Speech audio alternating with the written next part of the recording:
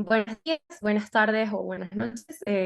Mi nombre es Victoria Núñez y como parte de los preparadores ad honorem de la Cátedra de Histología y Embriología, el día de hoy vamos a revisar el tema de aparato tegumentario. Como siempre, empezamos los temas definiendo y cualquier aparato o sistema es un conjunto de órganos y tejidos que cumplen una misma función. Y en el caso del aparato tegumentario, su función es recubrir la parte externa del organismo.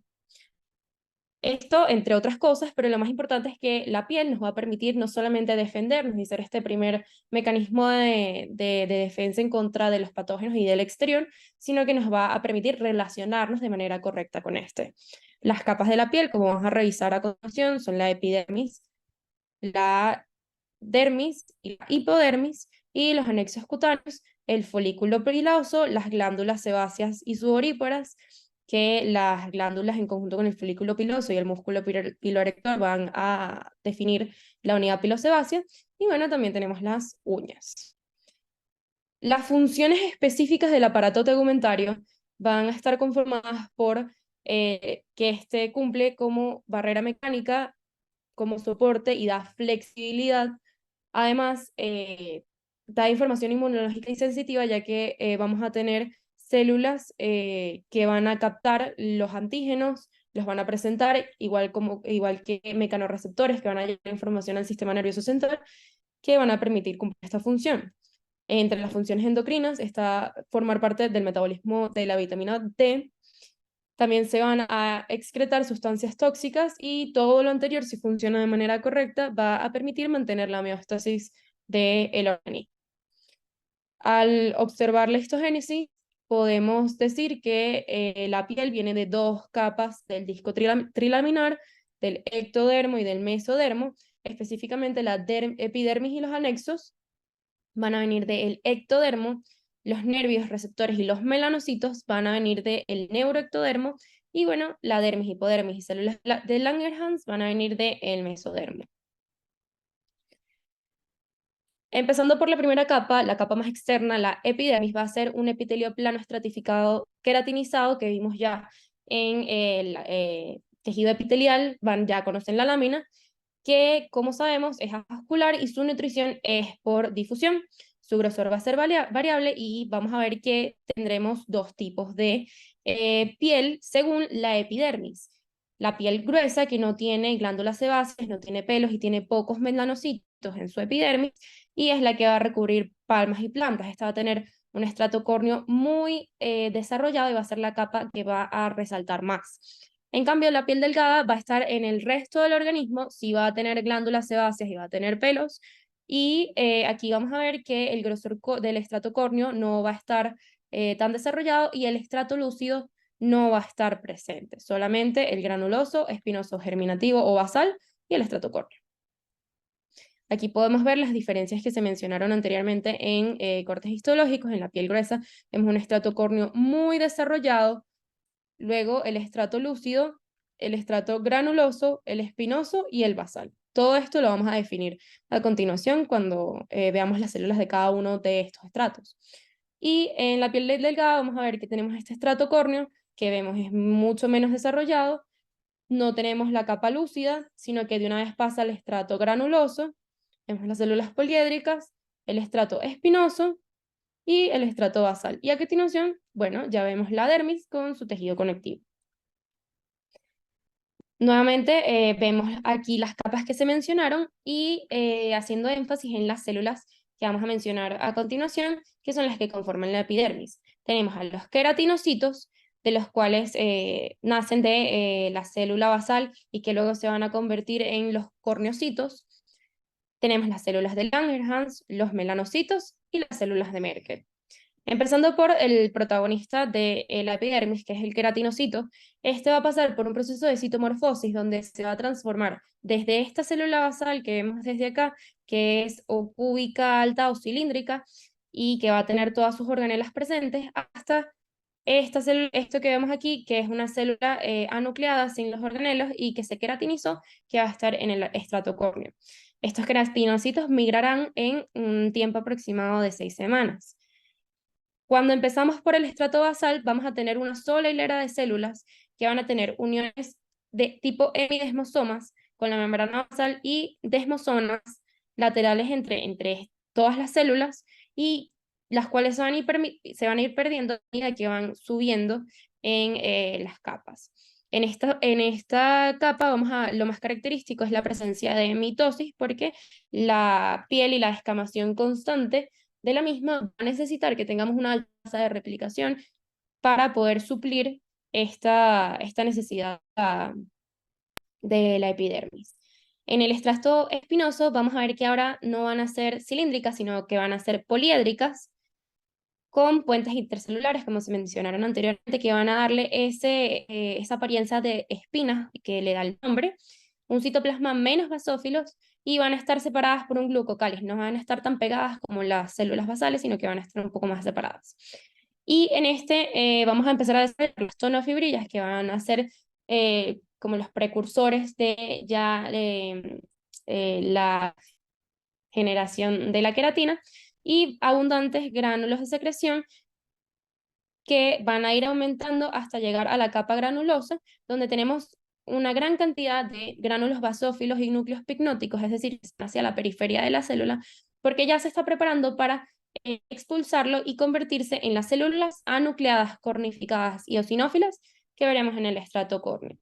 La importancia de esto es que las uniones de los desmosomas se van a ir perdiendo a medida que van yendo hacia la superficie, y se va engrosando la membrana plasmática, lo que va a hacer es de esto una barrera impermeable contra el agua y que se pueda ir descamando poco a poco, y que este proceso sea cíclico.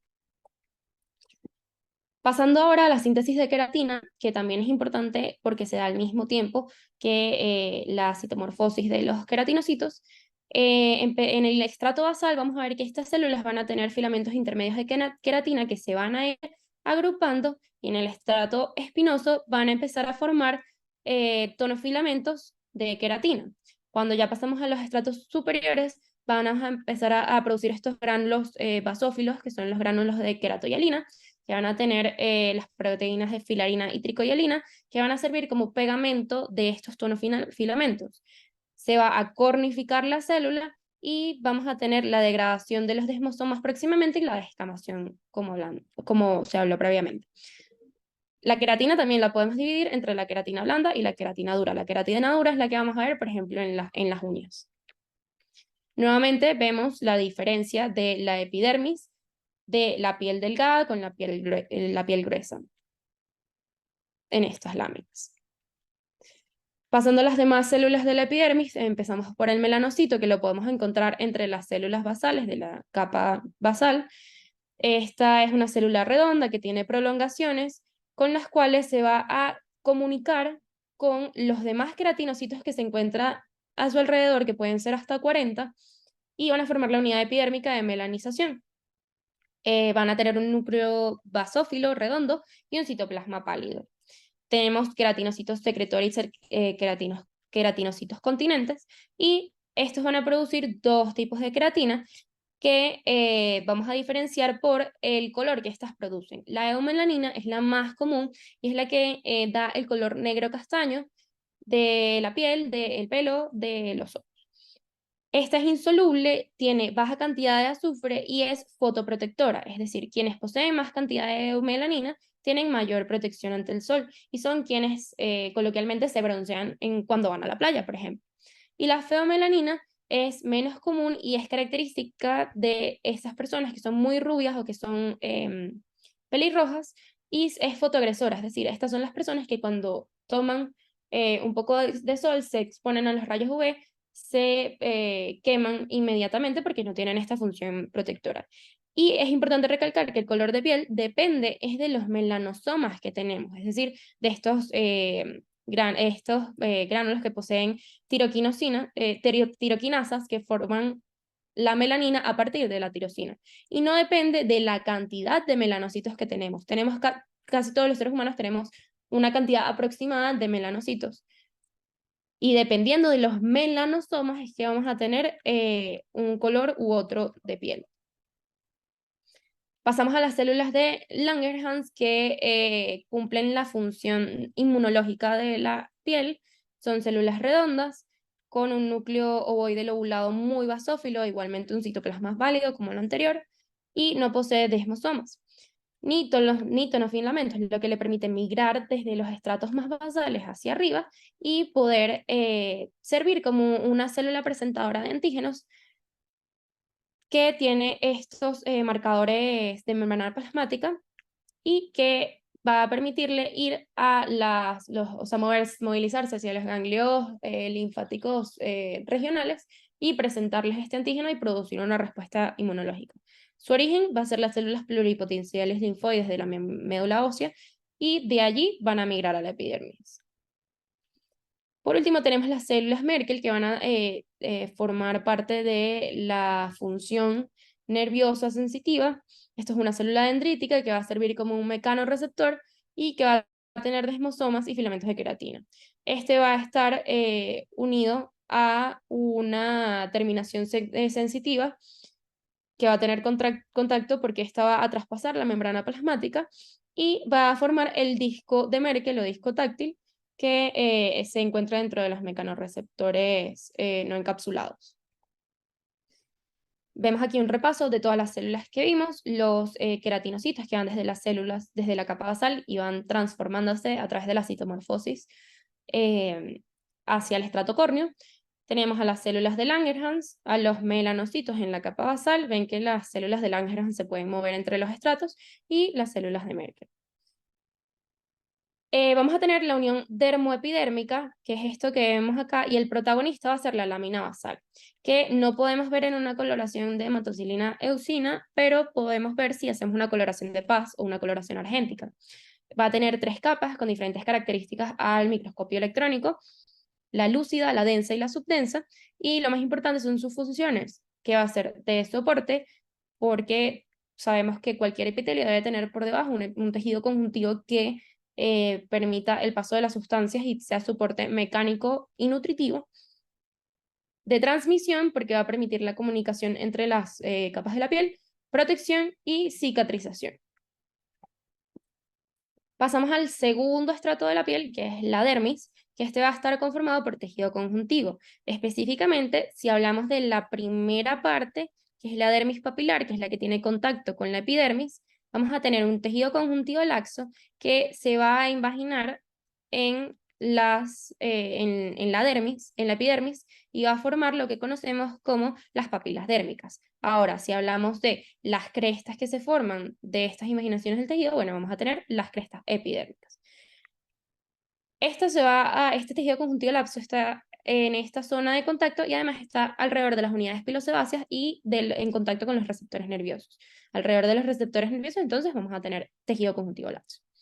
Y luego tenemos la dermis reticular, que está en contacto con la hipodermis y va a estar conformado por tejido conjuntivo denso y regular.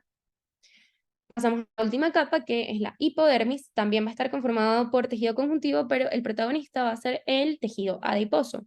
Vamos a tener tabiques conectivos, conjuntivos de tejido denso irregular, y este va a delimitar los de tejido adiposo, y a través de estos tabiques van a pasar los paquetes vasculonerviosos.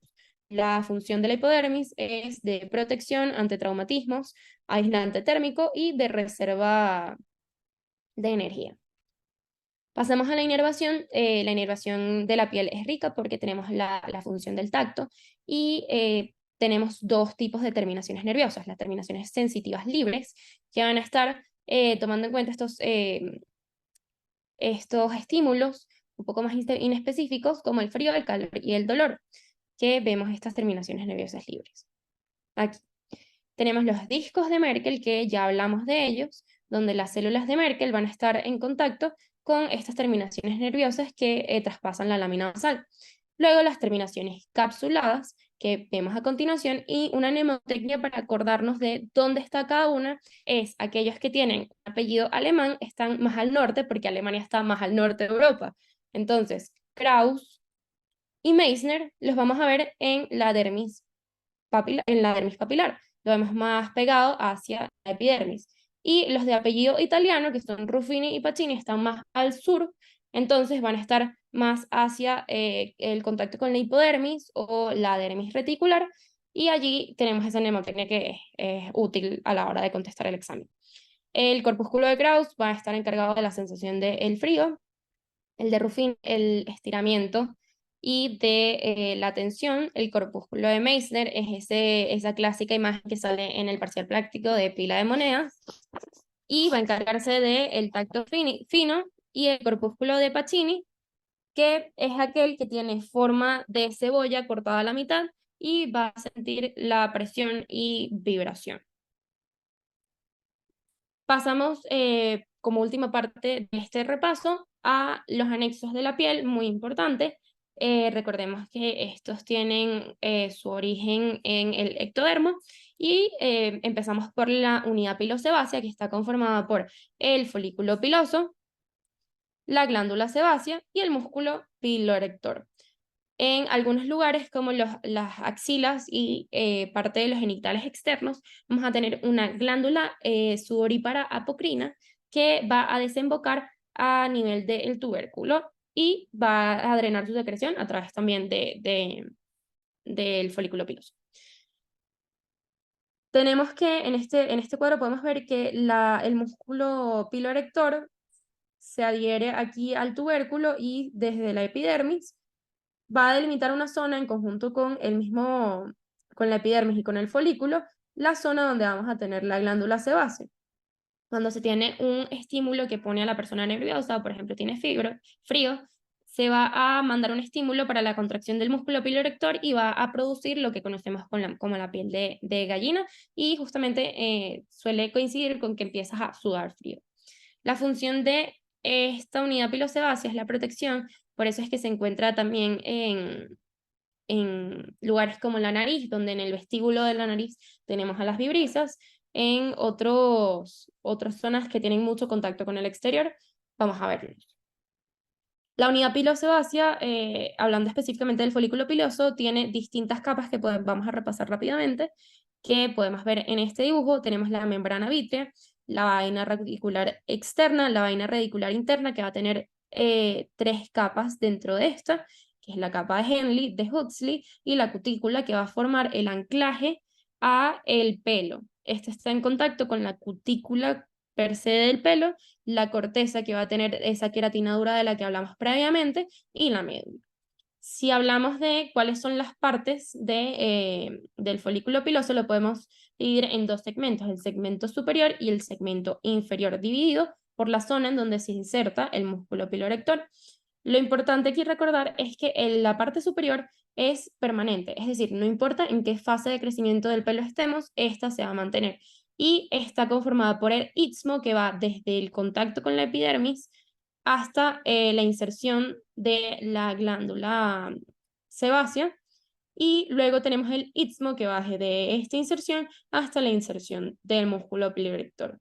Se toma en cuenta en estos momentos una zona que no se menciona en este dibujo, que es la protuberancia, el lugar donde se inserta el músculo piloerector y donde se ha identificado en estudios que hay células madres para la formación del pelo, que se creía que solamente estaba en el cuero cabelludo, pero en esta zona se puede encontrar.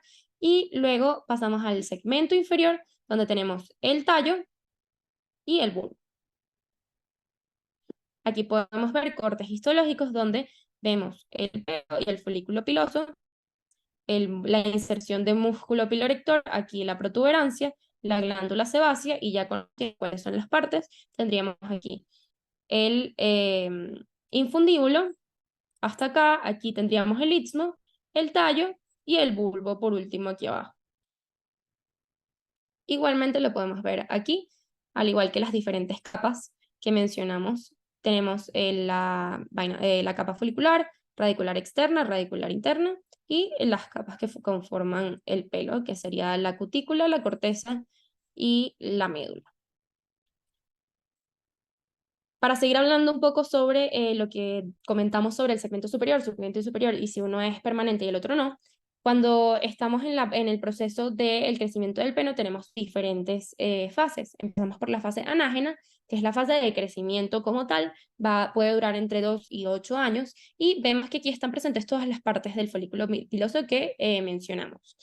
Luego pasamos a la fase catágena, que es la fase de preparación para la telógena, que es decir, la fase donde cesa el crecimiento del pelo, y en esta va a empezar la separación del bulbo con el pelo como tal, y pasamos luego a la fase telógena, donde cesa completamente el crecimiento del pelo. Ven que se separa aquí la papila dérmica del bulbo, y esto puede durar un tiempo variable.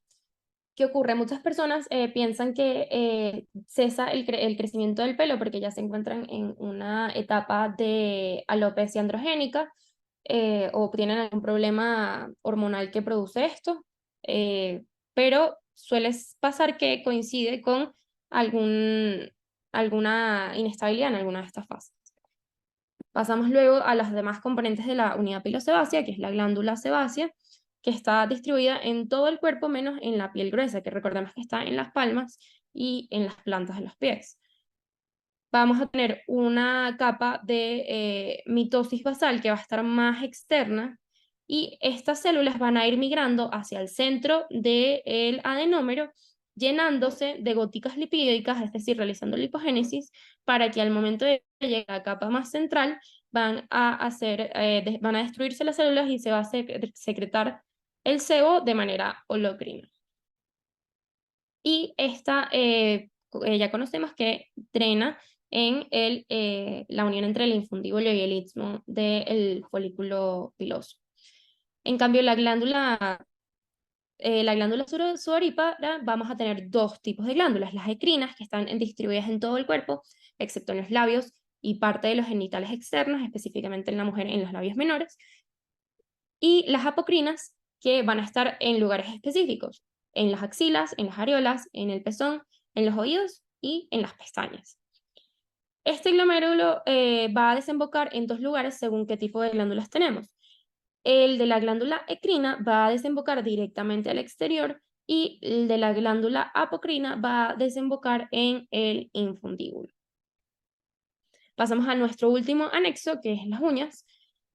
Esta va a estar formada por una lámina de queratina dura que tiene gran cantidad de azufre, esto determina que sea dura, que es lisa en su superficie y está adherida a la matriz unguial. Tenemos aquí que la uña tiene dos tipos de origen, tiene doble origen, lo que nos va a servir a la hora de pasar por patologías patológicas o dermatológicas o patologías sistémicas que se manifiestan a través de la piel, que nos dice si el problema está en la matriz o está en el lecho. La lúnula nos va a representar ese crecimiento desde la matriz que tiene la uña, y luego vamos a tener el lecho en el resto.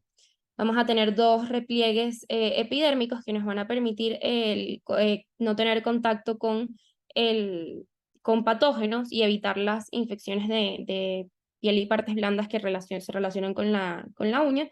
Y estos van a ser el hiponiquio, que van a estar en contacto con el borde libre de la uña. Luego tenemos la placa unguial, que se introduce hasta llegar a la matriz unguial, y que está recubierta por este repliegue epidérmico que se llama eponiquio.